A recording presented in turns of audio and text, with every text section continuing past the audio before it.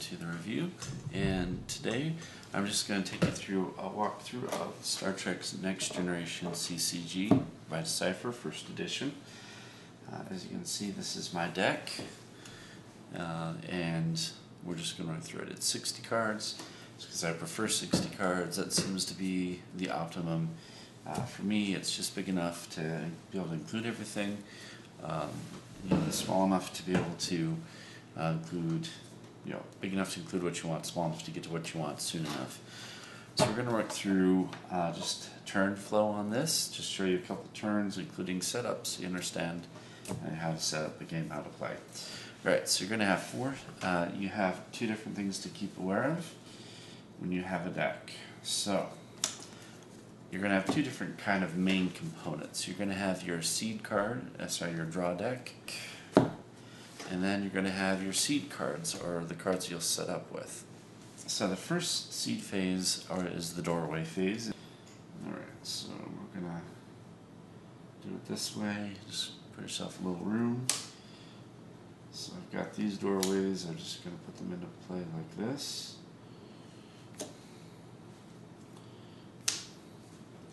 Like so. The next thing that you'll seed is you're going to seed missions. Alright, so missions, the mission cards, again, they look like this, for example.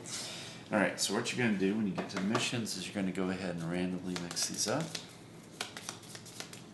like this, like so. And then now it's important who goes first at this point. So whoever goes first, it will be the one to go ahead and put down the first mission after you've randomly shuffled your own pile of missions, put them face down. You're just going to randomly put them out and create a spaceline. Now, if I were going first, I would go ahead, let's say I'm going first, I would put one right out in the middle of the table like this. And that would be the first mission of what we're going to create for creating a spaceline. Now, my opponent will also have 6 missions, so in total you'll have 12 missions for a total spaceline. Just for walkthrough purposes, we're just going to have a 6 spaceline, just all my missions, creating the spaceline, just so you understand the game flow. But normally you'd have 6 missions. But let's assume that he puts his out, but he'd switch off with me, so after I put this out, he would go ahead and seed his mission. Let's say he put one, on this side, then I would be able to go ahead and put my next one on this side of the mission that he just put into play, or I could go on this side of my own. And you just take turns switching off building like that.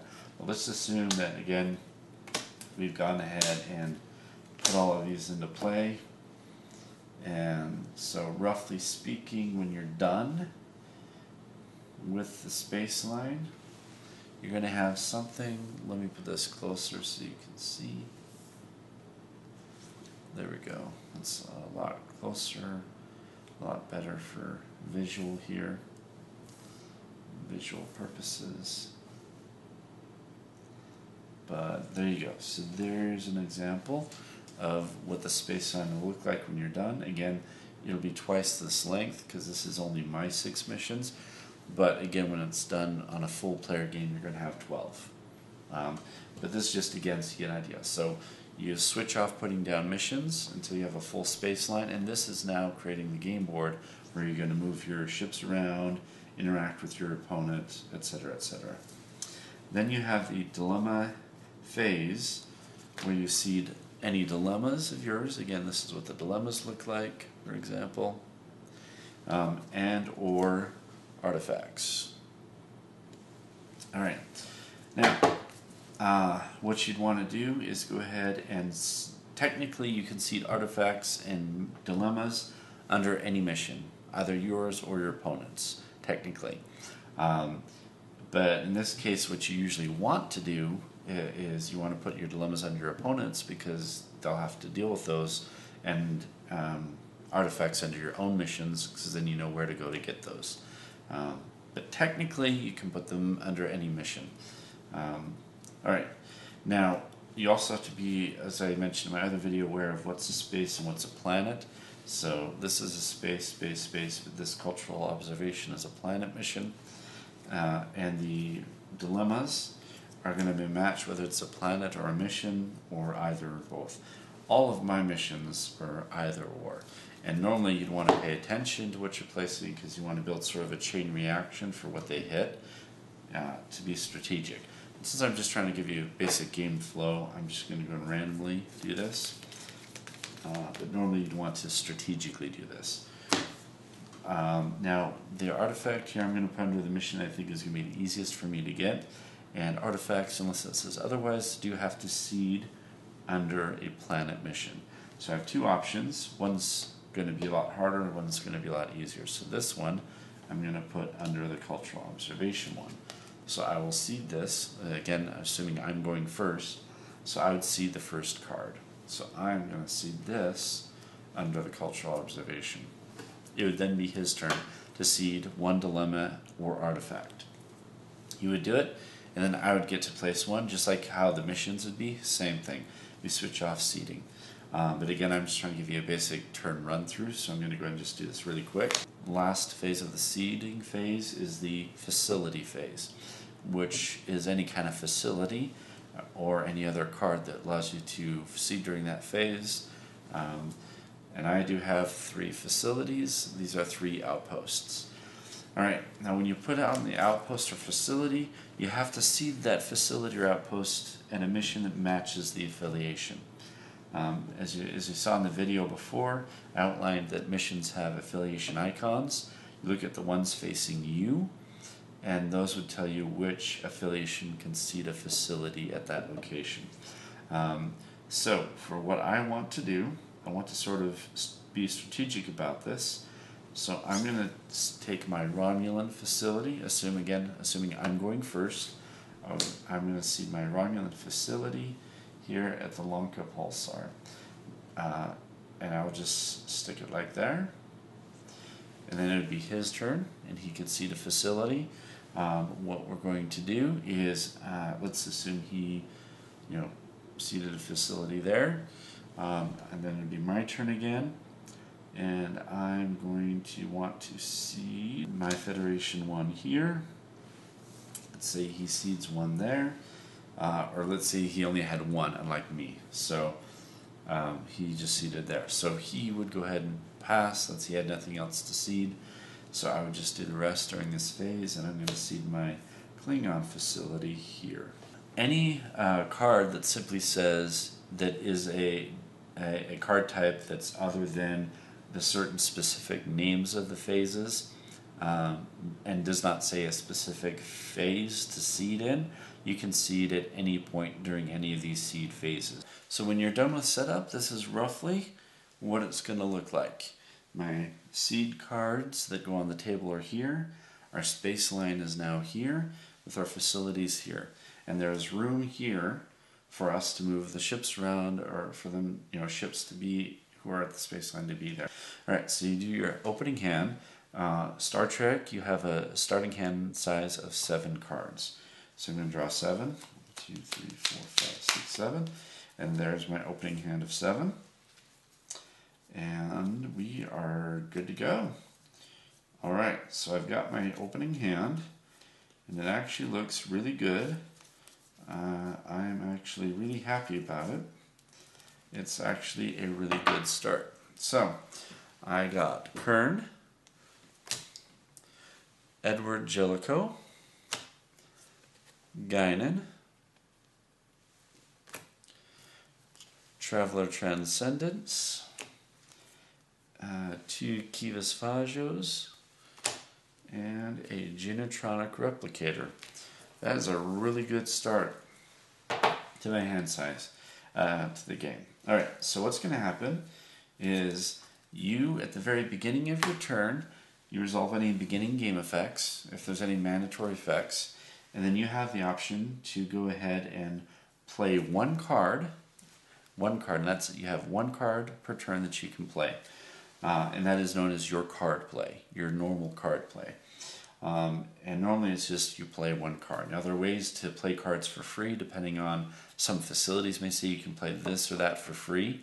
You have to play those first before you play your normal card play, but that does not count against the normal card play if it's something that plays for free. There's also a function that will be a draw no cards this turn function. If you do that, then at that point, and from that point till the end of the turn, you're not allowed to draw any cards for any reason. Even if you play a card that would allow you to, you just do not draw more cards. But as an offset to that, you have unlimited actions that turn, so you could play as many cards as you wanted that you had in your hand at that turn.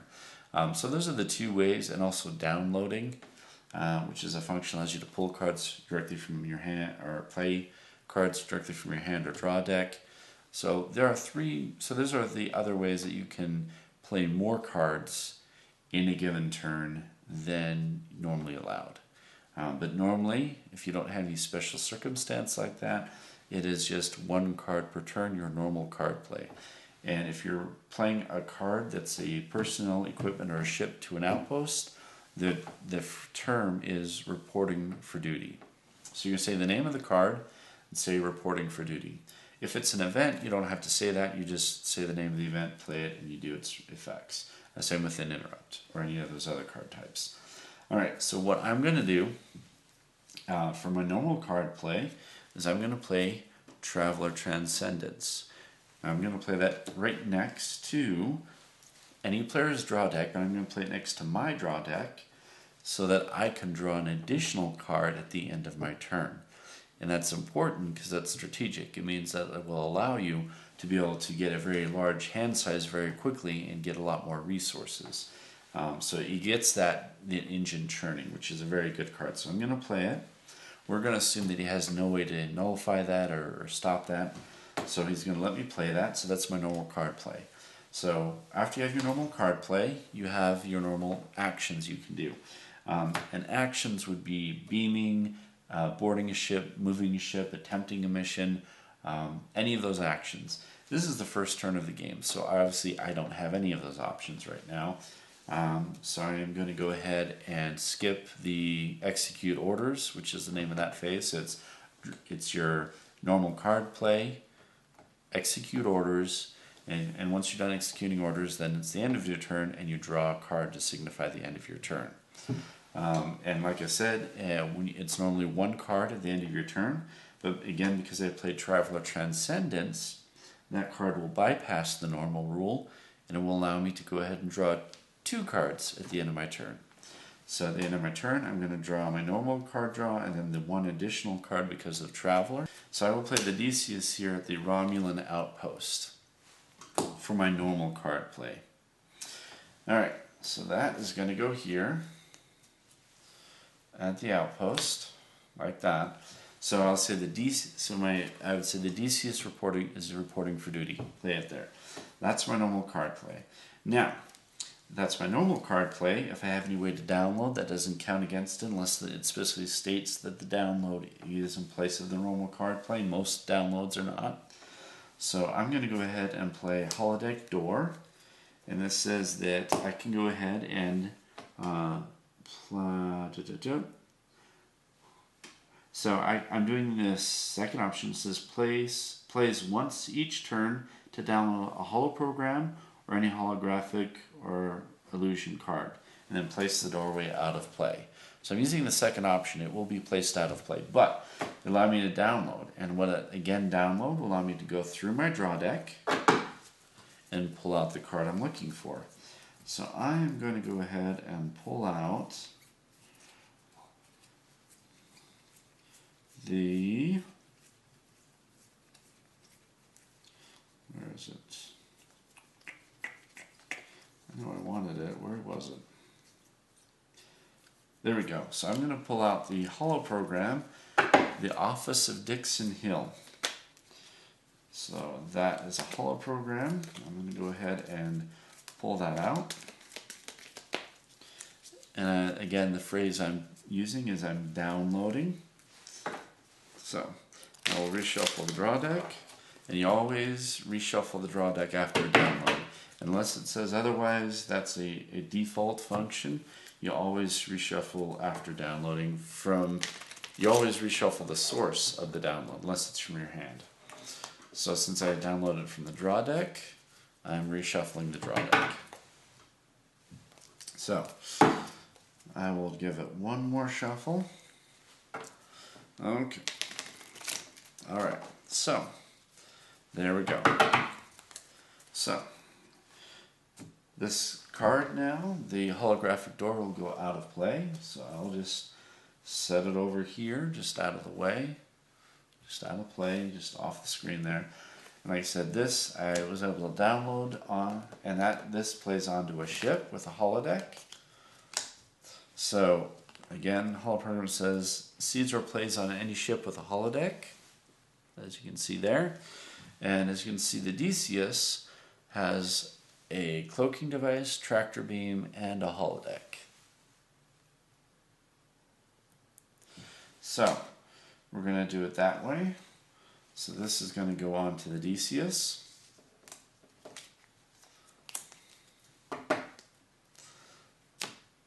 There, so that was downloaded. So I did my normal card play and I did the download.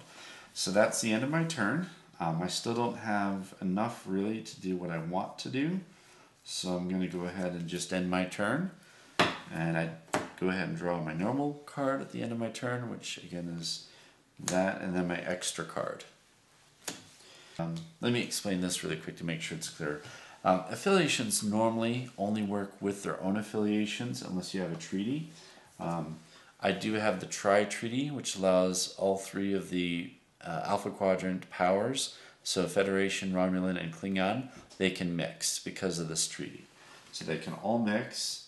In addition, any non-aligned cards, such as Cyrus, can automatically mix with any affiliation. The normal card play that I'm going to play is I'm going to go ahead and play the IKC Bortas for normal card play. Alright, so since I've done that for my normal card play, I'm going to go ahead and play Ready Room Door.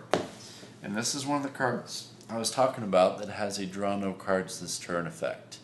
So I'm going to play it, and I'm going to download to the ship its matching commander. Now the rules in the cards, the rules say what that is, but the matching commander is the commander that is indicated by either the ship lore or the personal lore itself, that they are the current or at one time commanded that ship. So the IKC Bortas has an errata that specifies that Gowron is the matching commander. So I'm going to go ahead and play download Gowron from my hand directly to the IKC Bortas. So he's going to go there. As a result, I play that, and once I've downloaded, I have three options. This can go back on top of the draw deck, discard it, or I can put it onto a Captain's Order card to protect it from nullification. And again, a Captain's Order card will be indicated by the card text on the card.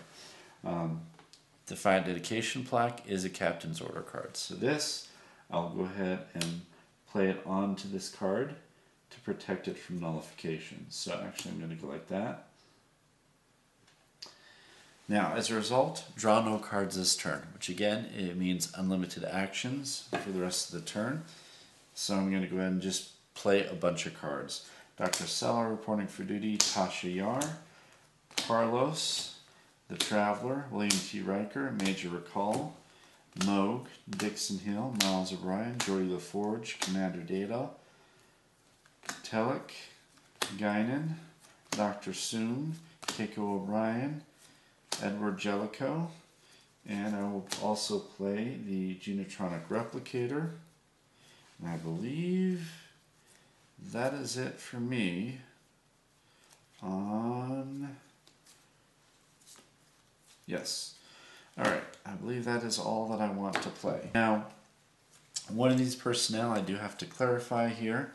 Major Recall is a dual affiliation personnel, which means when I report her, I have to I declare what affiliation she is. So I'm going to go ahead and put her down as a Romulan affiliation. So she's going to be, I think, let me double check, I'm sorry, maybe I want her to be Federation affiliation. Actually, I think I want her to be Federation affiliation. Yeah, actually I want her to be Federation. Okay, so she will report as Federation. Alright, so all of these guys, again, like I said, are reporting to the outpost. So, apologize. So there was my card play. Now I have my execute orders actions. So I'm going to be able to execute orders. Now, this ship is not fully staffed, but I can beam personnel onto the board toss from the outpost, because unless the facility says otherwise, it's considered to have a transporter automatically. And as you can see, the Klingon outpost does not say it does not have transporters. We're going to beam everyone onto the board toss, actually. That's what we're going to do for execute orders. So, these guys are all going to get onto the board toss.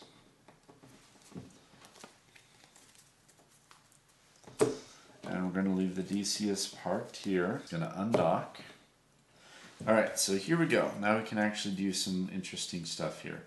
Alright, so what we're going to do is a ship, when it decides to move, it will move across locations according to how long the range is. The board toss has 9 range. So what that means is if it's going to move, it can move up to 9 span worth before it has to stop. It can't go any further than that. So, for example, if the board toss wanted to go 4, 5, 6. So if the board toss wanted to go to seek life form to this mission, he could do it because that's 4 plus 2 plus 3 is 9. So he could go here. He could go up to here. He could not go to here because that is greater than 9.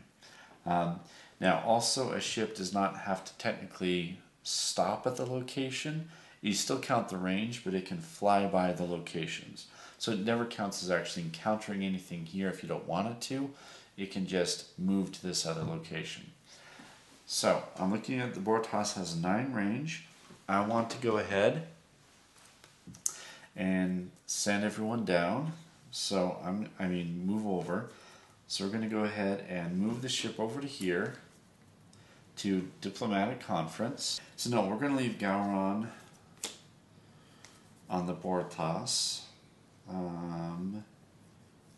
We can leave Riker, and we can leave Tomalak.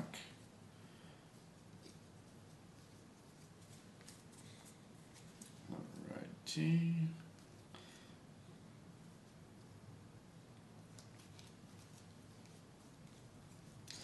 Alright, however, everyone else, well actually, except for Carlos as well. Okay. So these 4 are going to stay on the board toss, but everyone else is going to beam down. So this is the away team. I'm going to beam all these people down along with this equipment, the 2 Starfleet type phasers and the Federation pad. This is all one away team. We're going to beam them down. And we'll just put them like that to indicate that, or you can do anything there, or there, or however you want to indicate it. That's the away team. What I'm going to do is once they beam down, I'm going to go ahead and reveal one of these hidden agenda cards. I'm going to reveal an engaged cloak, and I can take any ship that's cloaked. And this IKC board toss has a cloaking device. I want to protect it.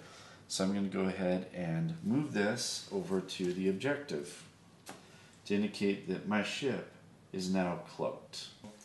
And I'm going to go ahead and attempt the mission now. And I'm just going to go like this right now. So when you attempt the mission, you do not have to have the skills listed at the beginning of the mission attempt. Those are only required at the end of the mission attempt. And that's all you need them for. So, right now, we don't worry about that. We're just going to try and go through the dilemmas. So, here we go. We're going to go ahead and pull out the first one that we hit, and this is Spatial Rift. So, we have to encounter it, and we have to see if we can pass it up to continue. So, I'm going to go ahead and encounter this. Now, what it says is there are 2 personnel present. Random selection will disappear or discarded unless their combined cunning is greater than 14. So 2 of these people will be randomly selected. So I'll put the equipment aside and just randomly shuffle up my personnel. And we will see if the two selected are going to be killed off from that dilemma. So we will see. So the two that are selected, we have these two. We have Kern and Telek. So they both have a 6 cunning, which means they wouldn't normally make it. However, we do have a Federation pad, which does require a Federation personnel to kick off its benefits for everybody. So it does that. And so all of my personnel are cunning +2. So that knocks both of these from a 6 to an 8, which does give me 16. So we do survive the initial part of the dilemma. So now we go to the next part. As you can see, there's 2 parts to this. It has an unless part, so a part that we have to try and survive. And then what happens after the fact part. So we survived, and now it says to get past requires astrophysics and 2 engineer. So we're going to look at what we've got to see if we have the astrophysics and the 2 engineer. Now I think we have it. I hope we do. Okay, so Miles O'Brien has engineer, and so does Dr. Soong. And now we need astrophysics. And this is the part that we may not have. Nope, we do have astrophysics with Commander Data. So we have what we need. We have what we need to go ahead and get past that dilemma. And since we did get past the dilemma is now discarded into the discard pile. And that is done. Okay, so we got through the first dilemma. It didn't stop us, we keep going. So the next one is scientific method. To get past requires medical and 3 science. Alright, so this may have stopped us because... Alright, so there's 1 science, and then one of these droids was science. One of the Soong type androids were science. And Dr. Soong is science. So there's the science, and then the other Soong type android, as I specified as well. Well, there's a Beverly Crusher, but the other Soong type android was the other medical as well. So there you go. We have everything that we need to get past that. Alright, so we get through that, medical and 3 science. And we've now cleared the dilemmas. Now we do check to see if we have the skill, the requirements. So what we need is 1 VIP from each of the 3 affiliations, which you see it's Federation, Romulan, and Klingon, plus 1 non-aligned VIP. So I need 4 different VIPs, 1 non-aligned, and then 1 Klingon, 1 Federation, and 1 Romulan. So I do have Major Recall as a Federation VIP, because you remember I did report her as Federation, and I did not change it. So this is my Federation VIP. Here is my Klingon VIP. Here's my Romulan VIP, and here's my non-aligned VIP. So there are my 4 VIPs. So I do have what I need, which means that that is completed. So usually you're going to pull it down just a little bit there to show that you got that. And I now have 60 points. And, yep. So now I have 60 points. And we're good. And that would end my turn, because I can't move another ship over or do anything like that right now. So I did a draw no cards this turn with that, so I can't draw anything. So I'm done. I would just go ahead and say end my turn. That gives you a basic rough example of gameplay. I hope that helps you understand how you would play the game, how the turn would flow. And as you can see, obviously from the game, it starts out a little bit slow with a lot of people just playing and drawing cards without really jumping into executing orders right away. But that's sort of the nature of the game, is you sort of build up your forces, build up your resources, and then start going crazy with the mission attempting. But so it starts a little bit slower, but it does pick up, and it does start moving pretty quickly once things start rolling. But I hope you enjoyed that. I hope you got a sense of, again, this really cool exploration sense, this sort of Star Trek feel to it, where you're moving around, attempting the missions, getting immersed in this world of Star Trek. But I hope you enjoyed it. I hope that helped. I will later on be having an actual full game with a friend of mine that will be showing on the channel for people to enjoy. But that's it. So I hope you enjoyed it, and we'll see you later. We'll see you on the next episode.